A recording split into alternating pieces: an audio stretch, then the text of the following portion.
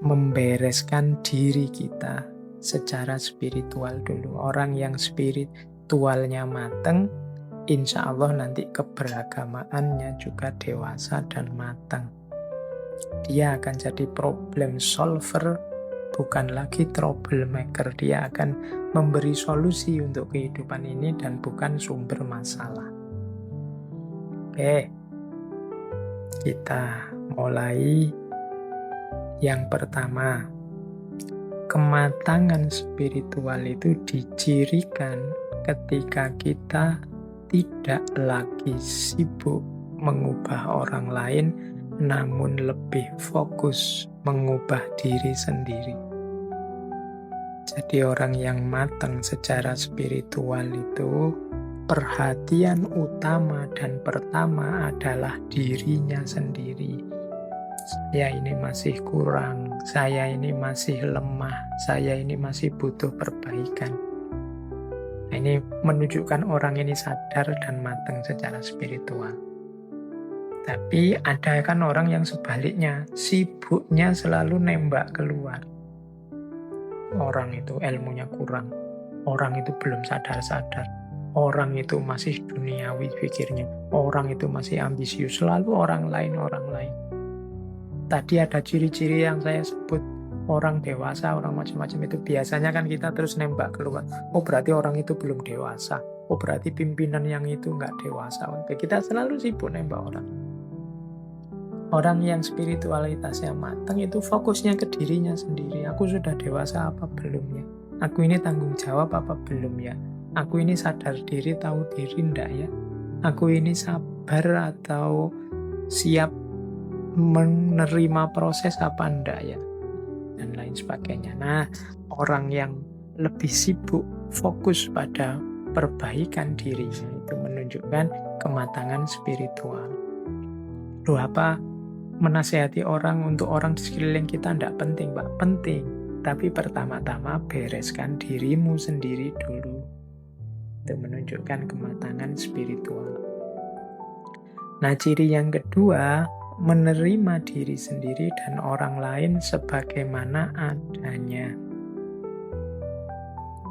Jadi, kalau ini lanjutannya yang tadi ya, kenapa kita tidak harus sibuk dengan orang lain? Ya, kita terima saja orang lain apa adanya. Kenyataan bahwa orang itu beda-beda ya kita terima, termasuk menerima diri kita sendiri.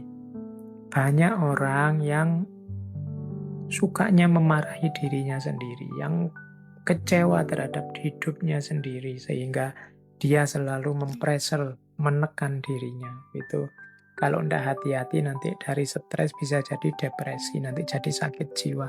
Terimalah dirimu apa adanya, juga orang lain. Bahwa kamu kurang ya, bahwa kamu ada kelemahan ya, tapi itu tidak dijadikan alasan untuk membenci dirimu, apalagi mengusir dirimu dari dirimu sendiri. Terimalah dirimu. Dan juga orang lain. Orang lain juga harus kita terima sebagaimana adanya. Itu ciri kedua, berarti kalau sudah bisa menerima diri, menunjukkan kita sudah matang secara spiritual. Terus yang ketiga, tidak lagi membebankan beragam harapan kepada orang lain dan fokus untuk memberi atau berbagi. Orang yang matang secara spiritual itu tidak banyak membebankan harapan. Membebankan harapan itu, aku ingin engkau begitu, aku butuh ustadz yang begini loh, aku ingin dosen itu menurutku yang baik itu begini loh, aku ingin punya teman itu yang ideal itu begini. Jadi kamu membebankan harapan-harapan, ideal-idealmu pada orang lain. Ini biasanya terus menyusahkanmu, membuatmu kecewa sendiri. Dan juga jadi beban hidupmu. Misalnya kamu punya ideal teman yang baik menurut saya itu Pak, 1, 2, 3, 4, 5. Jadi setiap kali ada teman baru, kamu bikin rapot untuk temenmu itu bahwa oh dia ini ramah tapi jarang mandi, oh dia ini menyenangkan sih kalau diajak ngobrol, tapi kalau ke warung mintanya ditraktir terus, kamu bikin rapot terus untuk ideal-ideal. Ini namanya membebankan harapan kepada yang lain. Kemungkinan lahirnya kekecewaan. Ya pasangan ideal menurut saya ini Pak. Oh itu alamat nanti kalau kamu punya pasangan, kamu akan bikin rapot tentang pasanganmu. Sudah cocok apa enggak sama standar yang kamu buat. Nah, selain menyusahkan juga hanya akan jadi bebanmu. Semakin berat nanti hidupmu. Fokuslah pada memberi, berbagi. Coba kamu teliti dirimu, kamu cek kira-kira aku bisa berbagi apa pada orang lain, pada lingkungan sekelilingku, mampuku memberi apa. Pak, kalau saya harta ndak punya Pak, saya punyanya tenaga, ya sudah, sumbangkan tenagamu untuk kebaikan orang lain. Pak, saya punyanya yo hanya ilmu yang sedikit-sedikit ini Pak, hanya ngaji Iqra itu loh Pak, saya bisanya. Ya, sumbangkan kemampuanmu ngaji Iqra itu, berbagilah kemampuan ngaji Iqra bagi yang belum bisa ngaji Iqra. Jadi sibuklah dengan apa yang bisa kamu berikan pada orang lain, bukan pada apa yang kamu inginkan dari orang lain. Nah ini orang yang semacam ini kategorinya berarti dia sudah matang secara spiritual. Jadi yang dia pikir hanya memberi dan berbagi pada yang lain, bukan mengharapkan, meminta pada yang lain. Ini mengurangi beban hidup dan juga efek kecewa dan susah dalam hidup. Kemudian yang keempat, orang yang matang secara spiritual itu mengerti bahwa apapun yang ditanam itulah yang dituai. Apapun yang dilakukan itulah yang dinikmati. Jadi ini rumusnya orang hidup itu famay ya'mal mithqala dzarratin khairan yarah wa may ya'mal mithqala dzarratin syarran yarah. Sekecil apapun kebaikan akan kita nikmati hasilnya, sekecil apapun kejelekan akan kita nikmati juga efeknya. Orang yang matang secara spiritual ngerti bener rumus ini, makanya dia hati-hati. Jangan sampai melakukan kesalahan sekecil apapun, eman-eman nanti dengan panennya. Jadi itu ciri kematangan yang keempat. Jadikan ini rumus hidup. Apapun yang dilakukan akan dinikmati hasilnya. Karena hari ini kan kadang-kadang kita meremehkan tindakan-tindakan kecil yang menurut kita seandainya dosa itu ya dosa-dosa kecil. Alah Pak, cuma ngomong kotor jorok sedikit aja, enggak masalah lah. Yang lain efeknya keakraban yang muncul jadi luar biasa Pak. Enggak masalah. Yo memang sih kalau kamu lihat efek keakrabannya jadi luar biasa, tapi bisa enggak kamu menjalin keakraban tidak dengan yang itu, yang kamu anggap dosa tapi kecil itu. Mbok nyari yang enggak ada dosanya. Kenapa? Karena sekecil apapun kekeliruan, kesalahan akan kamu nikmati, akan kamu panen hasilnya. Alah Pak, nanti tobat juga selesainya. Tobat urusan yang vertikal. Yang horizontal kadang-kadang tidak tersangka-sangka. Ada, kalau dalam bahasa Hindu ada karma palanya. Jadi ada hukum timbal baliknya. Makanya penting bagi kita untuk hati-hati. Orang yang sudah matang secara spiritual biasanya ini sudah otomatis. Yang kelima, orang yang matang spiritual itu tidak sibuk memamerkan kepada dunia betapa diri ini benar atau baik. Nah, ini mungkin agak berat ya kalau kita hari ini. Hari ini kita dunia pencitraan, dunia medsos, Twitter, Instagram, Facebook, itu kan dunia pamer. Jadi hari ini kita tidak cukup jadi orang baik, tapi juga ingin dikenal sebagai orang baik, bahkan ingin viral sebagai orang baik. Ini sebenarnya secara tidak sadar kita membebani diri dengan 3 hal sekaligus yang berat. Menjalankan kebaikan itu ya sudah berat, tapi kita nambah beban lagi, memamerkan kebaikan. Oh, ini tambah beban lagi, ingin menunjukkan. Itu pun kita masih membebani lagi, harus viral ini, harus banyak yang nge-like, banyak yang nonton, memviralkan kebaikan. Kamu capek-capek, tolong di-share ya, tolong ditunjukkan ke sana ya, tolong. Wis, harusnya bebannya cuma 1, melakukan kebaikan saja, kamu nambah jadi 3. Ya sudah. Tidak cerdas, tidak matang secara spiritual. Itu kalau versi ini loh ya, nanti saya jangan dimarahi. Saya cuma mengikuti teori ini. Betapapun memang memamerkan kebaikan itu bukan sesuatu yang positif. Bahwa orang melihat kebaikan yang engkau lakukan tidak masalah. Bahwa orang tahu engkau melakukan kebaikan tidak masalah, tapi jangan secara sengaja memamerkan kebaikan, menunjukkan kepada orang lain bahwa kamu sudah melakukan kebaikan. Tapi saya niatnya, Pak, agar orang lain niru saya. Yo alhamdulillah kamu kalau bisa niat seperti itu, tapi biasanya menato niat itu rumitnya luar biasa. Tidak sadar terselip-selip di situ kamu. Mungkin diam-diam ingin orang lain tahu bahwa kamu itu baik. Kadang-kadang, ya ndak cuma lewat medsos, kadang lewat omongan kan juga begitu. Ndak ada apa-apa, ngomong biasa-biasa, tiba-tiba kamu nambahin, oh waktu saya di Singapura dulu, waktu saya ketemu menteri anu dulu, oh waktu kamu mamer-mamer jasamu, mamer-mamer kehebatanmu. Oke, ini nanti nyambung dengan ciri selanjutnya, yaitu tidak sibuk mengejar persetujuan dan pujian orang lain. Ini ciri orang yang spiritualitasnya matang. Kita ini sering lebih direpotkan oleh kira-kira orang setuju enggak ya yang saya omongkan, kira-kira orang nanti saya dipuji enggak ya kalau melakukan ini, kira-kira orang cocok enggak ya dengan yang saya lakukan ini. Jadi cocok tidak cocoknya orang, pujian atau celaannya orang, ini sebenarnya menunjukkan kita tidak terlalu yakin dengan kebenaran atau kebaikan yang akan kita jalankan.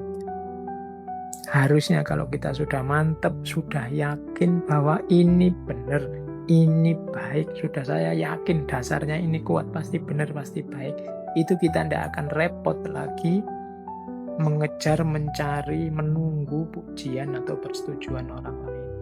Terserahlah, monggo kalau ada orang setuju atau tidak setuju, orang mau mencela juga tidak apa-apa, tapi saya yakin ini adalah benar dan baik. Nah, ini menunjukkan orang sudah matang secara spiritual. Kalau masih sibuk menunggu komentar orang lain, kemungkinan kita tidak terlalu yakin dengan kebaikan kita. Atau kalau tidak, saya yakin kok Pak, tapi kok masih nunggu. Nah, itu tadi mungkin ada unsur pamernya. Berarti kamu hanya ingin pamer saja. Oke, ya, pamer juga bukan sesuatu yang positif. Sudahlah, bukan berarti kamu tidak boleh medsosan, tidak boleh upload di Instagram, Facebook, atau WA. Monggo dilanjutkan, tapi tata batinnya dibereskan dulu. Semoga engkau tidak sibuk memamerkan kebaikanmu dan juga tidak sibuk mengejar persetujuan dan pujian orang lain. Karena ini nanti kontraproduktif dengan kematangan spiritual yang sedang kita bangun. Biasanya kalau orang mengejar pujian, kemudian yang datang itu celaan, itu moodmu langsung turun drastis, mengacaukan ritme ketenanganmu, bahkan nanti mungkin menghalangi jalan spiritualmu. Terus, tidak lagi membandingkan diri dengan yang lain, atau sebaliknya membandingkan yang lain dengan diri sendiri.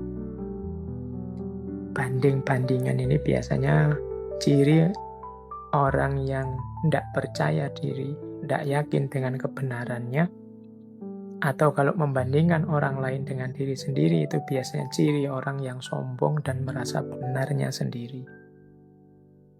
Begitu aku merasa benar, kan terus aku ingin orang lain seperti aku. Biasanya terus terjadilah membandingkan orang dengan dirinya. Mbok dia itu kayak aku ini loh. Mbok dia itu niru aku ini loh. Nah, itu membanding-bandingkan namanya. Atau dibalik, membandingkan diri dengan orang lain. Aku ini sudah cocok nggak ya dengan itu? Dengan idolaku itu? Sudah sesuai nggak sih dengan yang selama ini aku puja-puja? Sudah nyambung nggak sih dengan artis yang selama ini aku idolakan dan seterusnya? Ini menunjukkan tidak percaya diri.